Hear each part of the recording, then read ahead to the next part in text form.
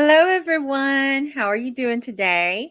Welcome to my channel, Just Right. I am Jody Jean Daniels, and today we are going to continue our talk on time management for authors. And we are going to be going over what are SMART goals and how do we set SMART goals up. Give me just a second. I'm going to get the slideshow up and going. I'm going to share the screen really quick. And here we go. Awesome. All right. I know that we have already covered and looked at an overview of our writing habits, and we even took a time management assessment together last week. But today, talking about SMART goals is what they are and how they're different from those pesky New Year's resolutions and things that we in the middle of February have probably already fallen off the wayside of even doing or worrying about. Let's go to our first slide and give it a look. Okay. First off, we're thinking about a goal. A goal's definition in general is a focus target. It's a roadmap of where you're trying to get to. It's something that you use to motivate yourself and push you forward. It measures your progress. And it's whether it's a personal or professional goal, it's something that you are trying to achieve, wanting to achieve. So what we need to do as writers and authors, we need to drill down and get more specific on the steps that we need to set up and achieve what we need to in a timely manner. So why set a SMART goal? Again, it's going to set that roadmap for you. It's going to give you direction and purpose. It's going to motivate you. It's going to push your limits. You don't want to set things that are too hard, but we'll get into that in a minute when we get into the anagram of what SMART goals are. And you're committing to yourself. You're saying, I am going to do this. This is what I'm going to do to make it a reality. All right. So this is what, I doubt very seriously you haven't heard of these before. This is not a new concept that I have come up with, but a SMART goal for authors is something that anybody can use. Even if you are not an author and you've just stumbled across this video, anyone can set SMART goals. Anyone can use SMART goals. You can use it at any facet of your life. A SMART goal needs to be specific. It needs to be measurable, attainable, relevant, and timely. Now we're going to take some time and we're going to break down each one of those and talk about some examples. Specific. Your writing goal should be clear and precise, like it says on the slide. It can't be, I want to write more, I want to do more. It has to be really specific. Like one of my specific goals is that I write at least 30 minutes a day, even if I don't feel like it. And that goal also feeds into my other specific goal that is I want to write between 1,200 and 1,500 words a day. And I will explain more about tasks and goals in our next slide. And this has a really good example. Instead of saying you want to write more, say you want to write 60,000 word fantasy novel. That is a very specific goal. Your goal also needs to be measurable. So as you just saw, getting specific also means making your goal measurable. 30 minutes a day, 1,200 words a day. So you're drilling down and keeping track of it. So in my case, I have an overarching goal. My overarching goal is to be a financially secure and physically fit best-selling author with a successful YouTube following. To reach that goal, I break it down into projects. The project I'll use today is rapid release strategy. So I'm working on doing a rapid release strategy of getting my new series of books out the door every 3 months, right? So then underneath that project, I break it down into tasks. And what those tasks are SMART goals. Some of them may be reoccurring, some of them may be a one time only, but it's still a list of SMART goals that I am trying to reach, and I have to make them specific and measurable. In this case, like for me, the 1,200 words a day, that's not going to be something that everybody can do. But for me, I have to because it's part of my strategy. So that goal and task has to be set up and has to be met, or I'm not going to reach my project goal or my overarching goal. So if you guys are using that though, if you're wanting to do a word count tracker, I do have one over on my Patreon that is absolutely free to use. It's not on the $5 a month tier system at all. It's just free. So you can just go over to my Patreon and grab that word count tracker, and that will really help you if you are trying to increase your word count and what you're writing right now. And the best way to do that is to keep up with it. And I'll make sure I put it in the box below. The next thing your goal needs to be is it needs to be attainable. Can you really achieve this goal? And I've spoke to this before in this series, that as creatives, we tend to bite off more than we can chew. And we set unrealistic goals and sometimes unattainable goals in our excitement over a new project. So if when I decided my project of the rapid release book strategy, if I had decided, oh, I'm going to write 5,000 words a day, I'm not going to give myself any break days. I'm just going to write. And I'm going to release books every month and a half. That is not an attainable goal. Some people may be able to do it, but for me personally, not attainable. And that's why you have to look at this through your life's view. What works for me, what works for someone else, will not work for you. So you have to look at it from your point of view and your life and what your lifestyle is. Next, it needs to be relevant. Say you are doing rapid release strategy. Okay, you've got a rapid release strategy going on, and this is something you're working toward. You've got your project set up, you've got your task, you've got your goals that you have for each day, your reoccurring goals, the ones that are dated, and you know exactly what you're doing. Okay, and you decide out of nowhere, you add 2 times a day on Instagram. Unless you are posting 2 times a day on Instagram about your rapid release strategy, the book that's coming out that you need to promote, then that is not necessarily a relevant goal.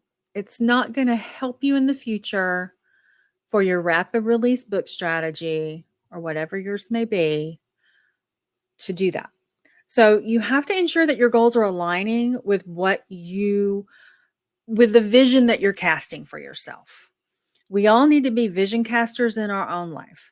If we don't cast the vision for ourselves and see where we're going and see what we're doing, nobody's going to do that for us. It has to be you. All right. The next thing that I want to cover with you guys is um, timely. This is the last one in the SMART goals. Every one of your SMART goals needs to have a start date and an end date. You should always, always check through everything you're doing, every goal you're setting, and make sure that it is going to fit into your timeline. So when you're setting your timeline, you should go and look back at, is this attainable and realistic? What do I have on my plate for the next 90 days or 30 days or 2 weeks, however you plan? I plan in 90-day increments. I plan in quarters. I use a method that was created by Sarah Cannon called the HB90 system. And I'll put the link in the description. But I think that that is just the best, again, for me, way to set my timelines and to make sure I know my goal, I know what I'm doing, I know the start, and I know the end. Setbacks. They are going to happen, guys. You are going to have days when you don't feel good. You are going to have days when your kids don't feel good or your pets. You're going to have days when your partner needs you more to sit with them on the couch and watch a movie and just veg out together than you need to be in the other room writing. There's going to be those days. And that's okay. It's also okay if it's something, God forbid, huge and catastrophic and that's going to take up more time than that, because you can always adjust your goals. Remember last week when I told you guys that I do a weekly check-in and a monthly check-in and a quarterly check-in with my goals? If you are doing that on any of those levels, that's going to help you be able to adjust anything that's not working for you. Or you can double down on the things that are working for you. So that's the thing that it'll help you see. It will help when you do that review. You're going to see obstacles you're hitting and you're going to be able to figure out the solutions. So you're not just, oh, well, I have this problem. Well, yeah, that happens. But what solution can you find to that problem? Because there's always a solution. So I know that I sound like a broken record from week to week when I talk about this, but this is not a situation where you can sit down and you can write your goals out and you can write your projects out and then write out your steps by steps, your tasks, and just walk away and just check it off, check it off, check it off. It's not a crock pot. You cannot set it and forget it. So you have to constantly tweak and improve on your time management skills. Okay. Again, the best thing you can do is just always, at the end of the day, just take 5 minutes. What worked? What didn't? And that will help you leaps and bounds. If the idea of doing a weekly or a monthly or a quarterly is just too much for you to think about, it feels overwhelming, that's fine. Just take 5 minutes at the end of the day when you're journaling, when you're putting down your gratitudes, maybe. I'm really thankful that my cat came and sat with me today while I was writing, or I'm really thankful that my husband brought me a coffee while I was writing, or I'm really thankful that I was able to go for a walk with my son. When you're writing those things down and being grateful, it's also a good time to look back at your day and say, okay, that is what worked. That is what pushed me forward. That is what motivated me. What are some moments that I didn't feel so motivated? What were some moments where I struggled? And look at that and delve into that and ask yourself the hard questions on, was it self imposed? Was it because I went down a rabbit hole on YouTube and just watched videos? Was it because I walked away from my goal that I had set with myself, that I was not going to watch, you know, hours worth of, content, that I was going to work on my business today? And just be honest with yourself. And those 5 minutes, I promise you, will pay off and they will really help. So, I have some tips and help for you on the last slide that I believe you will find helpful. These are some resources, and I will put them in the Dropbox below, that I have on my Patreon. My Patreon account, the PowerPoint presentations will be on my Patreon account. It will be on the $5 tier. Again, the word count document and several other documents that will help you with time management are absolutely free on my Patreon. I do have a free tier, so you can go in and just grab all those and download them and use them to your heart's content. Next, if you have a question, I have decided to offer a discovery call with me for free for an extended time, so that I can get to everyone who's wanted to have time with me. I made it free for January and February, and then was having trouble getting everyone fit into my schedule and being able to cover everything. So I opened up some more time slots, and I just decided to extend it and not even worry about what month it's in or when you're booking, and just let that ride for a little bit. So if you need to have that first call with me, you're going to go in, use this little link that I'm going to put down below, and you can set that time up with me. Okay. If you have already had a time with me, I ask that you don't use that link, but to use the next one over. There is a fee with that, but it's very minimum. But it just helps me cover costs of running the channel and just being here and being available for you guys.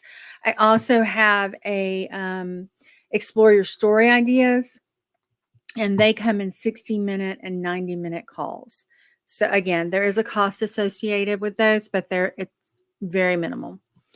The last one that I wanted to show you, well, I wanted to talk to you guys about, is that I have decided I am going to create this to, hang on for a second. Let me just get back over y'all. There we go. I am going to take all of these that I'm doing and everything in this time management series. I am going to create it and put it into a book. And instead of releasing it like on Amazon or whatnot, at this time, I'm kind of thinking I'm just going to release it on my Patreon. And I'm also going to have a workbook that goes along with it that's going to cover all these things that we're going over in this series. So look forward to that. I hope you find, that's going to be something exciting that you're going to like and want to do with me. I appreciate you guys always coming along on this journey with me. I appreciate all of my followers. You guys have no idea how much I just adore you. So, you know what I'm going to say before I say it, but I'm going to say it anyway. I may not be everybody's cup of tea, but I am a really awesome group of people's double shot of whiskey. And I'm so happy and I'm so proud that you find me just right. Bye. I love you. I'll see you tomorrow.